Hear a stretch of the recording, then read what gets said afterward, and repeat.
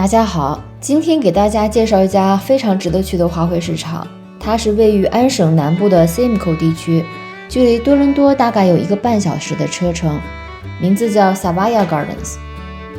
为什么说这家花市非常值得去呢？因为这里还是本地各大花卉种植商的实验基地。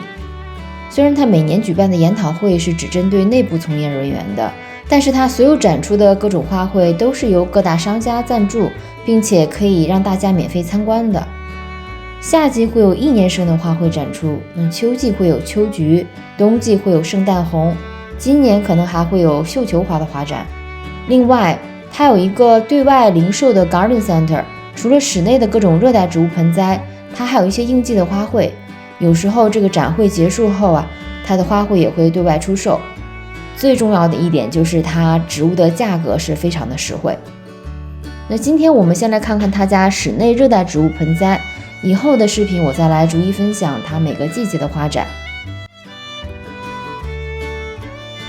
一进门最先看到的就是这盆海棠，这是我见过的最大的海棠花了，比我都还要高。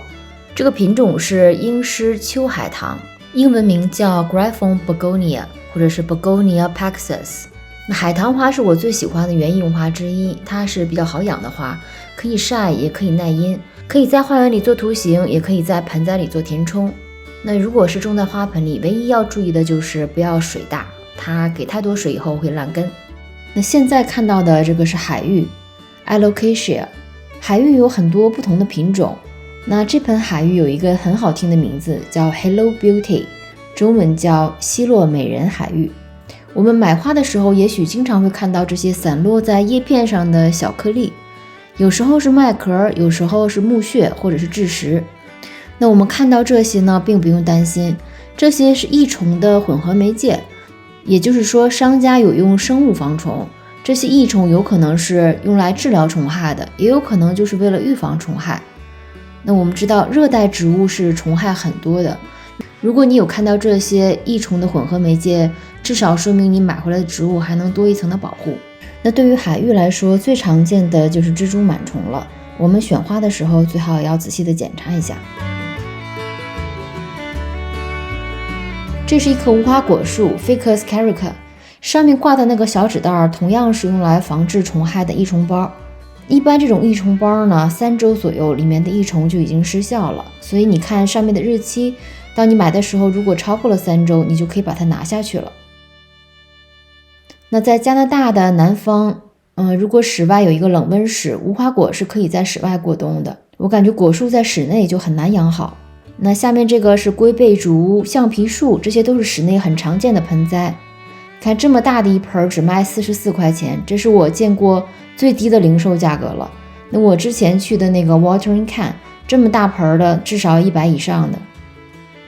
现在看到的这个名字叫 Peperomia Mojo，Peperomia 的中文名字是椒草，可是这个 Mojo 我并没有找到这个品种的中文名字。如果有知道的花友可以给我留言啊。这是一大盆佛珠，也叫珍珠吊兰，英文名字叫 String of Pearls， Senecio Rollianus 是它的学名。现在看到的呢，又是一盆海芋，不同的是它的茎图案很特别，像斑马的花纹一样。这个品种就叫斑马海芋，英文名就是 Zebra Alocasia， 学名是 Alocasia zebrina。 那这个品种我也是第一次见。那现在看到的这个是蔓绿绒，蔓绿绒的品种也是特别的多。那我们现在看到的这个品种是佛手蔓绿绒，也叫仙羽蔓绿绒，英文名叫 Philodendron winterbourne。